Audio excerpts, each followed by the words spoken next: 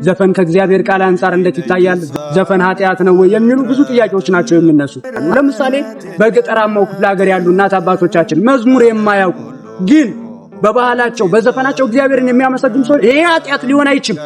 ዘፈን የተጀመረበት ምክንያት በጣም የሚያስገርም የዘፈን ጀማሪው ሰው ዩባል ይባላል። ሲጨነቅ ሲተክዝ ነፍሱን ለማረጋጋት የዘፈን ዜማ እንደጀመረ መጽሐፍ ቅዱሳችን ይጠቁመናል ማለት ነው። ስለዚህ መልካም ነገር በዘፈን ከተላለፈ ልንሰማው እንችላለን፣ ልናየው እንችላለን። በስመ አብ ወወልድ ወመንፈስ ቅዱስ አህዱ አምላክ አሜን። በዓለም ዙሪያ ያላችሁ ክርስቲያኖች ሁላችሁም በእግዚአብሔር ሰላም ላችኋለሁ። እንደምን አላችሁ? አሜን። የአምላካችን የእግዚአብሔር ስም በነገር ሁሉ የተመሰገነ ይሁን። ሁሉን ፈትኑ፣ መልካሙን ያዙ። የሐዋርያው የቅዱስ ጳውሎስ መልእክት ወደ ተሰሎንቄ ሰዎች አንደኛ ተሰሎንቄ ምዕራፍ 5 ከቁጥር 22 ሁሉን መርምሩ። ሰው በተፈጥሮ መመራመር የሚችል ማገናዘብ የሚችል ነው። ሰው የተሰጠው አእምሮ የመመርመር የማስተዋል ሐዋርያው ቅዱስ ጳውሎስ ዝም ብለን በሐሳብ በተለያየ መንገድ ለምንነዳና ማስተዋል ለተሳነን ለኛ የሚያስተምረን ትልቅ ትምህርት አለ። ይህም ትምህርት ሁሉን መርምሩ መልካሙን ያዙ የሚል። ብዙ ጊዜ አንዳንድ ሐሳቦች እየተነሱ ይሄ ጥሩ አይደለም፣ ይሄ መልካም አይደለም፣ ይሄ እንደዚህ ነው፣ ይሄ እንደዚህ ነው፣ ከዚህ አንፃር እየተባለ የሚነሳ የሚወሳም ጉዳይ አለ። መሰረታዊ ሐሳቡ ግን የእግዚአብሔር ቃል በዚህ ዙሪያ ላይ ምንድነው የሚለን የሚለውን ነገር ስንመለከት ሁሉን መርምሩ መልካሙን ደግሞ ያዙ። መመርመር ግዴታችን ነው፣ መልካሙን መያዝ ደግሞ ግዴታችን ነው። ዓለም ላይ መልካም አለ፣ ክፉ አለ፣ ደግ አለ፣ ጨካኝ አለ፣ ሩሩ አለ፣ ክፉ አለ። ከዚህ አንፃር እኛ የምንይዘው የትኛው ነው የሚለው ነገር ስንመለከት መልካሙን እግዚአብሔር ራሱ ምንድነው ሲባል እግዚአብሔር መልካም ነው። ነብዩ ናሆም በትንቢተ ናሆም ምዕራፍ 1 ቁጥር 7 ላይ እግዚአብሔር መልካም ነው በመከራ ቀንም መሸሸጊያ ነው ይለናል። ለእግዚአብሔር ያለ ማንም የለም ይላል ሙሴ በሌላኛው በዘጸአት 33 ነው። ስለዚህ ይሄን መልካምነቱን የእግዚአብሔር መልካምነት እንዴት ነው የምናውቀው ስንል መርምረን የቅዱሳት መጻሕፍት ሊቃውንት የተረዳነውን እውነት አይተን እግዚአብሔር መርምረን በእርግጥም እግዚአብሔር መልካም ነው እንላለን። እንደነናሆም እግዚአብሔርን በንጽህና በቅድስና አይተው መርምረው እግዚአብሔር መልካም ነው አሉ። ስለዚህ እያንዳንዳችን የእግዚአብሔርን መልካምነት የሰውንም መልካምነት የማንኛውንም ነገር መልካምነት ልናውቅበት የምንችለው ጉዳይ ምንድነው ሲባል ሁሉን መመርመር ነው። በተለይ አሁን በያዝነው ወራት አሁን ባለው ነባራዊ ሁኔታ ደግሞ የሚነሱ አንዳንድ ነገሮች አሉ። ከዘፈንም አንፃር ከመዝሙርም አንፃር የሚነሱ ብዙ ጥያቄዎች አሉ። ዘፈን ከእግዚአብሔር ቃል አንፃር እንዴት ይታያል? ዘፈን ምንድነው? ዘፈን ኃጢአት ነው ወይ የሚሉ ብዙ ጥያቄዎች ናቸው የሚነሱ። ይህንን እንዴት ነው የምናውቀው? እንዴት ነው የምንረዳው ሲባል እግዚአብሔር ቃል እንደነገረን የእግዚአብሔር ቃል እንዳስተማረን በመመርመር በመፈተሽ ነው። እንግዲህ ዘፈን ኪነ ጥበብ ነው ወይም ደግሞ ዘፈን ዜማ ነው። ኪነ ጥበብ ዜማ ስንል ምን ማለታችን ነው? ዜማን በሁለት ነገር ነው ከፍለን የምንመለከተው። ስጋዊ ዜማ አለ፣ መንፈሳዊ ዜማ አለ። ዘፈንን ከየትኛው ነው የምንመድበው ሲባል ከስጋዊ ዜማ ነው። መንፈሳዊ ዜማ ከመላእክት ዓለም የመነጨ ከመላእክት ዓለም የፈሰሰ በመላእክት የጀመረ የመላእክት ምግብ የሆነ መላእክት ምግባቸውም እረፍታቸው ምስጋና ነው። አኮቴቶሙ እረፍቶሙ አኮቴቶሙ ይላል። ምግባቸው ምስጋና ነው፣ እረፍታቸው ምስጋና ነው። ይሄ ምንድነው ሲባል የነፍስ ምግብ ይባላል። ይሄ ዝማሬ ሊቁ አባ ሕርያቆስ በቅዳሴው እንደዚህ ነው የሚለው ከጣዕሙ ብዛት የተነሳ አጥንትን የሚያለመልም ነው። ይሄ መንፈሳዊ ዜማ ነው። ይሄ መንፈሳዊ ዜማ በሰማይ የሚሰማው ዜማ ከጣዕሙ ብዛት የተነሳ ከጆሮ አልፎ በጆሮአችን ሸለቆ ወደ ልባችን ሜዳ ፈሶ ከጣዕሙ ብዛት የተነሳ ከስጋ ከደም ከጅማት አልፎ አጥንትን የሚያለመልም ይለዋል ሊቁ አባ ሕርያቆስ በቅዳሴው። ስለዚህ መንፈሳዊ ዜማ ምንድነው ሲባል ከስጋ ከጅማት ከደም አልፎ አጥንትን የሚያለመልም። ይሄ በመላእክት ዓለም የሚታይ ከመላእክት ዓለም የመነጨ ልዩ ተሰጥኦ ነው። ዘፈን ከየትኛው ነው የሚያዘው የሚለውን ስንመለከት ደግሞ ዘፈን የሚያዘው ከስጋዊ ዜማ ነው። ዜማ በሁለት ይከፈላል ብለናል፣ ስጋዊና መንፈሳዊ። መንፈሳዊ ዜማ መዝሙር ሲሆን ስጋዊ ዜማ ዘፈን ነው። ዘፈን የተጀመረበት ምክንያት በጣም የሚያስገርም ነው።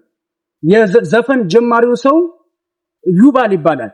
ይሄ ሰው በኦሪት ዘፍጥረት ምዕራፍ 4 ከቁጥር 22 ላይ የምናገኘው ሰው ነውና ዘፈንን የጀመረበት ምክንያት ልቅሶ ነው እና የዘፈን ምንጩ ከልቅሶ ነው የተጀመረው። ከሐዘን ከተካዜ ነው የመነጨው። ኦሪት ዘፍጥረት ምዕራፍ 4 ከቁጥር 22 ሄደን ስንመለከት የዩባል የተባለው ሰው በሐዘን ምክንያት ሲጨነቅ ሲተክዝ ነፍሱን ለማረጋጋት የዘፈን ዜማ እንደጀመረ መጽሐፍ ቅዱሳችን ይጠቁመናል ማለት ነው። አሁን ይሄ ዘፈን ከምን አንፃር ነው ኃጢአት የሚሆነው እንደስንመለከተው ነው ኃጢአት የሚሆነው የሚለው ነገር ልንመለከት ይገባናል። በመጀመሪያ ደረጃ ዘፈንንም ደግሞ በሁለት ከፍለን ልናየው እንችላለን። አንደኛው መልካም ጎን ያለው ሊሆን ይችላል።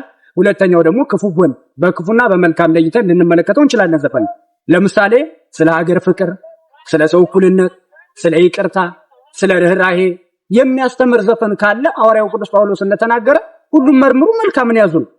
ሀገርን የሚያወድስ ከሆነ፣ ሰው እኩል ነው የሚል ከሆነ፣ ፍቅር ያስፈልጋል የሚል ከሆነ፣ ርህራሄ ያስፈልጋል የሚል ከሆነ፣ መርዳት ያስፈልጋል የሚል መልእክት ካለው ዘፈን ይሄ እንደ እግዚአብሔር ቃል መርምረን ልንሰማው እንችላለን። ምክንያቱም መልካምነቱ ስለሚያማዝን ማለት ነው። በሌላኛው መልኩ ደግሞ ግደል፣ ቁረጥ፣ ፍለጥ፣ አሳድ፣ የኔ ነው በል፣ እንደዚህ አድርግ የሚል መልእክት ካለው ደግሞ እናወግዘዋለን ማለት ነው። ስለዚህ እንለየዋለን። ምን ማለት ነው? ከጥቅም አንፃር ሁሉም መርምሩ መልካሙን ያዙ።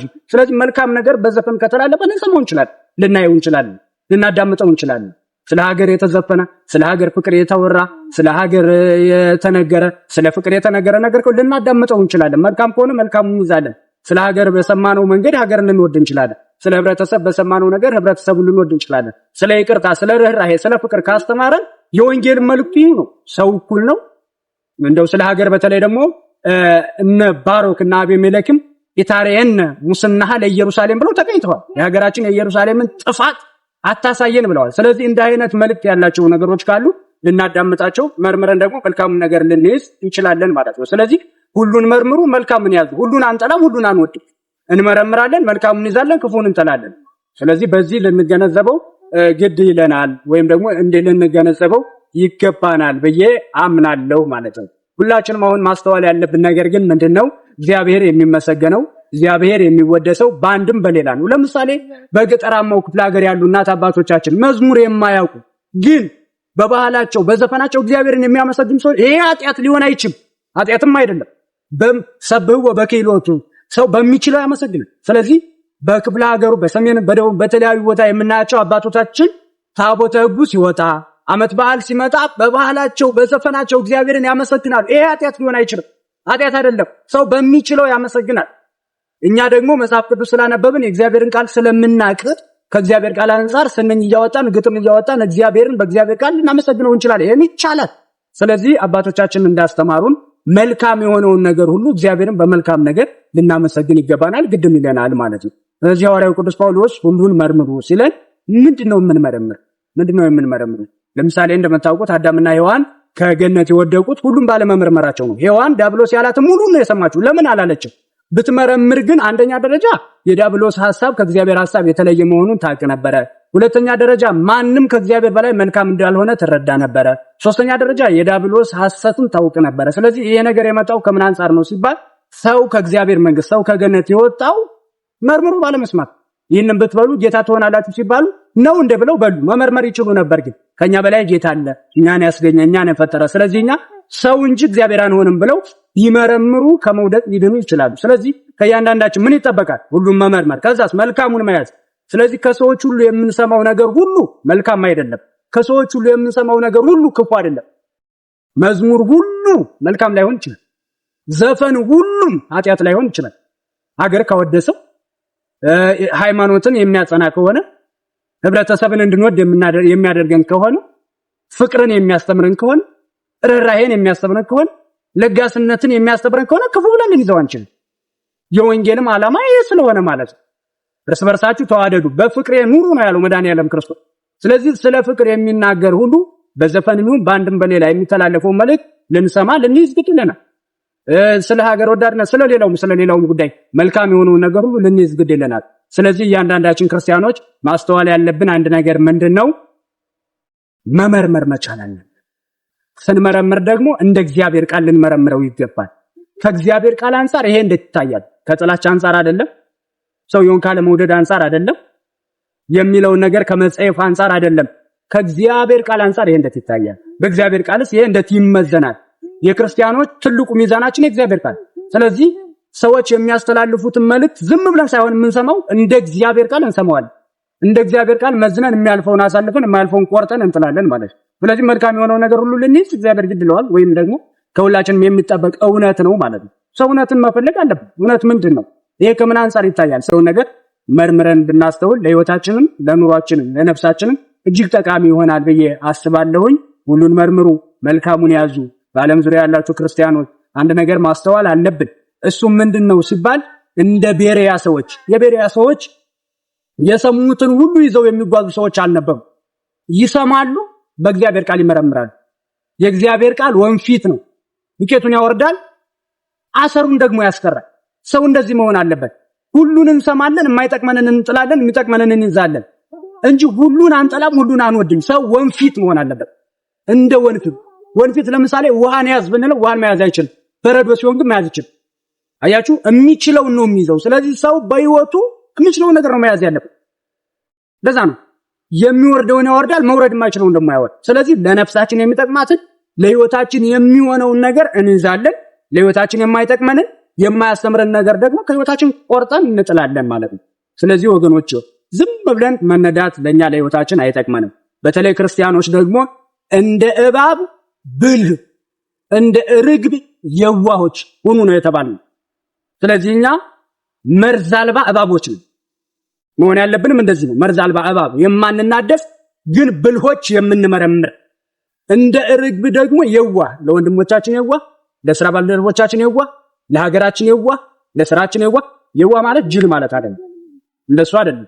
የዋህ ማለት የሚራራ ቅን ማለት ቅን መሆን። ስለዚህ እያንዳንዳችን ሐዋርያው ቅዱስ ጳውሎስ እንደነገረን ሁሉን እንመረምራለን፣ መልካሙን እንይዛለን። ሁሉን እንድንመረምር መልካሙን እንድንይዝ አምላካችን እግዚአብሔር ሁላችንን ይርዳል። በያላችሁበት የእግዚአብሔር ሰላም ይብዛላችሁ።